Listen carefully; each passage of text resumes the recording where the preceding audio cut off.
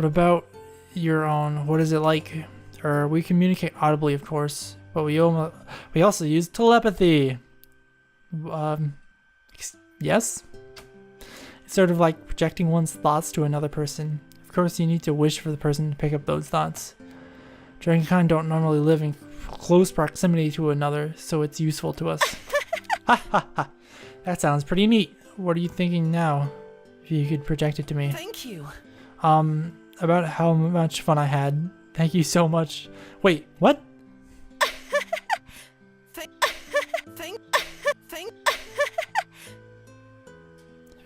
Thank you. About how much fun I had.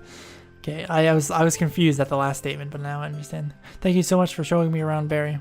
It was no problem anyway. I muffled a yawn. I should go to bed now. We have a busy day ahead of us. Thank you. Night, Auralee. Thanks so much for everything. It's fine. I had fun too, even though I got dragged halfway across Barry to do odd chores. Once I opened the door to my house, I spotted my mom sitting at the table, holding a quilt and over some blank parchment. I covered my mouth to muffle a squeal. I am a schoolgirl. You doing it? You writing in the letter? I bounced on my heels and launched into a tackle as I hugged my mom from behind. I peered over her shoulder. I'm going to be a real knight! I am going to be a real knight. Can't you just tell by how excited my voice is? Actually, I was a little more excited saying it that time than the first time. You're actually going to do it. You're actually going to do it. I'm going to be a knight. I halted and let go, suddenly confused. Wait, what made you change your mind? My mom laughed and leaned back, flashing me a meaningful smile. Well, I did some thinking, and I thought you were right. You are ready. That's what I've been telling you. My smile was so wide it hurt. Thanks, Mom. Love you and good night. I look forward to reading it in the morning. Dashed upstairs, determined to fall asleep. That never works. Why is her pillow so huge? Jesus Christ. Like, I had to look back at the one on my bed, and it's like half the size compared to how much space it takes up on that bed. Maybe the bed's just extremely small and they're all like 3 feet tall, but I really doubt that. Like, Jesus Christ. However, I couldn't help but toss and turn as I replayed the day's events. I told you! And not only Amari's questions, but that I was going to become a real knight! Once I arrived in Oliver, the task to protect the carriage could be viewed as my first duty as a knight. My first real mission! I certainly couldn't sleep now. Squealing like a schoolgirl. I hugged my pillow and rolled around, unable to stop my giddiness. I'm going to be a real knight! I am going to be a real knight. Can't you just tell by how excited I am? I'm going to be a professional knight. Do professional knights normally act like this? I don't care. I'm so happy. Tilde. To achieve the title of knight, one usually has to be trained at a famous school or academy or graduate from there. Since I did not live in a big city that had such establishments, I'd trained solely under my mom instead, and her status and achievements were well known, which was why I needed that letter badly. If she recommends me, other captains or noblemen would surely hire me, and I would serve the Sun and Moon Council. I'd be able to make more of Ishtera see more of Ishtera outside of Barry as a real knight. Unable to remain still, I hopped out of bed and paced restlessly. I approached the window, not sure what I was expecting. How are those two doing anyways? It's not like Kara can transform back and sleep how he normally does. I wonder if I can find them and check on them quickly.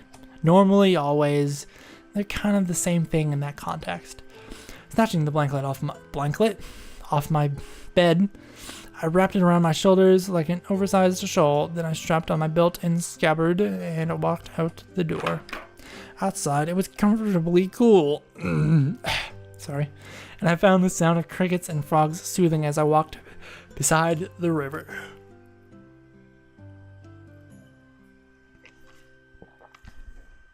I guess I was subconsciously anticipating finding Ilmari sleeping on the banks or underwater. On a when I am to the apple orchard. I spotted Ilmari sitting against one of the tree trunks. His ears instantly perked up, although I had the feeling he'd heard me approaching earlier. Can't sleep? Something like that. I sat down next to him. He looked at the grass in front of him dejectedly. Kara wouldn't bond with me. Oh, really? How did you... Oh, really? Heh? Bond? Dragons bond by nestling together. I thought since we were going to be traveling companions despite our differences... He halted the idea thought. Kara doesn't seem like being touched, doesn't like, seem like Kara doesn't seem to like being touched in general, I can imagine. He stared at me hopefully. He stopped and tucked his knees up and his arms resting around his legs. What about you? Or, I mean, is it different between having kind? I scrambled to formulate an answer. Well, cuddling is something between family and loved ones. Hugs are more acceptable between friends. What did I know? My mind was full of knighthood dreams and sword skills. In no way was I the most authoritative representative regarding humankind relationships. A hug? You put your arms around someone and hold them close. I mimed the action using my blanket. He nodded understandingly. Ah, then I guess you wouldn't, politely decline. Tell that fucker off. That's what it should be. Tell that fucker off. Except for a bit. Declining Ilmari would be like rejecting a basket full of kittens. Good. Fuck kittens. Especially in a basket. You could only fit like 5 in there. I prefer like a room. That would be much better. Kittens that all looked up at you pleadingly. For a few minutes, I can't stay out here all night. I do need to return to my bed. I shuffled over to him until we were both shoulder to shoulder, and I adjusted the blanket so it draped over us both. It's not that cold out. Not really, it feels nice. So, forget to ask you this earlier, but why are you interested in learning about Heavenkind? Because your culture is fascinating. Huh? That is so amazing. I'm pretty sure the line would be everything is so amazing. Everything that Heavenkind do is amazing. You can create things I've never seen before. And look, you can do this! He wiggled his thumbs and fingers. They're so dexterous. Ha ha ha. I laughed and mimicked him momentarily. It's true our kinds are interacting more? I assume you've heard of it. Of course. Yes, of course.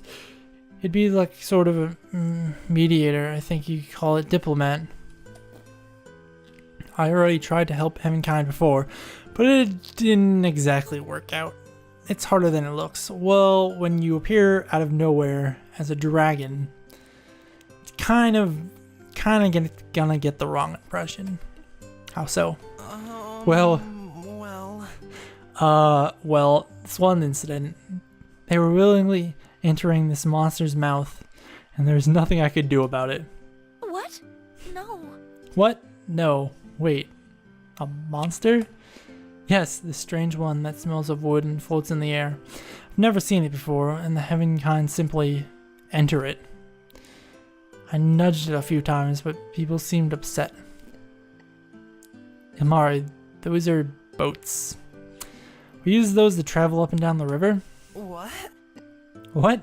So it wasn't a monster? What is that face? I'm not gonna get over it. He slumped into the blanket, mortified. I patted him on the shoulder, trying to reassure him. It's okay, misunderstandings happen. You had good intentions. And now you'll be able to study Heavenkind at a more personal level.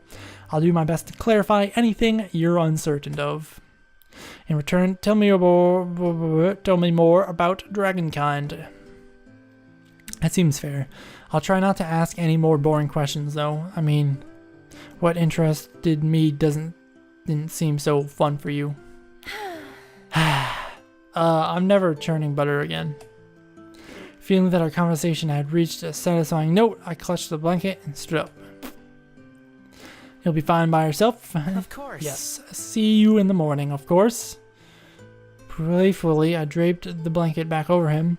Even a dragon might need an extra layer of warmth in heaven-kind body. Take care then. As I sauntered back to my house, look who the fuck decided to show up. Easily guided by the bright moon, I spotted Care, restlessly pacing by the door. Puzzled, I approached him. You need something? Amara's past the river if you're looking for him. I don't care. I don't care. Nothing to do with him. Thanks for the heads up, since I can avoid him easier. I would have given him a light punch to the shoulder, but I remembered he hated contact. Mean, play nice. He'll be traveling with you after all. I hope you don't mind being stuck with me until we reach Oliver. I think we'll have fun. I'm looking forward to it. Annoying. I've noticed. I heard you squealing, even from afar. My ears couldn't shut it out if I tried. Ha ha ha ha. I expelled a hearty laugh. Ha ha ha, I'm sorry. It's something I've always wanted to do, and now it's the perfect opportunity. All the experience that my freelance jobs will from my freelance jobs will finally pay off, and I'll be on the road to knighthood. Let's make tomorrow's task a successful one. Regarding that wagon, so the merchant's cargo will arrive safely in Oliver. Think you can handle it? He wrinkled his nose. An escort mission? Yes.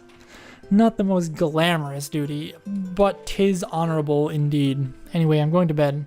I promise I'll stop squealing. As I was about to open the door, Care stepped forward.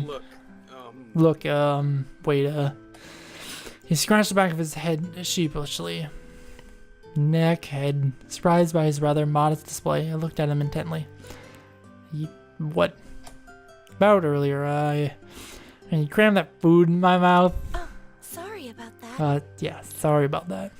I was joking, so don't worry about it. I'm sorry if it seemed mean-spirited. It wasn't my intention. No, you were right. What? Care seemed both shocked and offended by my action. Thanks. What I mean to say is, you helped me a little. A little? I gave you a walking stick, fed you, fought a giant bird, took you to the altar, got ditched, only for you to come crawling back, and I accepted you a second time. Now I'm starting to wonder why I did. I feigned contemplating, and then he glanced away anxiously, as if dreading that I would freeze to help him now. I stuck out my tongue to appease him. Don't worry about it. Maybe I was right about having immeasurable kindness. I am grateful, but you exaggerated a bit. You're definitely not the best Heavenkind has to offer. Piqued, I gave him a swift kick to the back of the leg. See, there you go. Now that sound was actually fitting. Ow. Right. You're right. I'm not. But I'll definitely be the best knight. Even if I lost some kindness points with that action, I'll re-earn them tomorrow. Night Care. ... Night. Clunk. I closed the door behind me, resting the urge to squeal about tomorrow.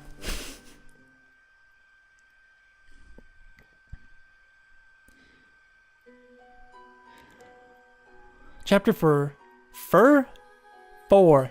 To Oliver.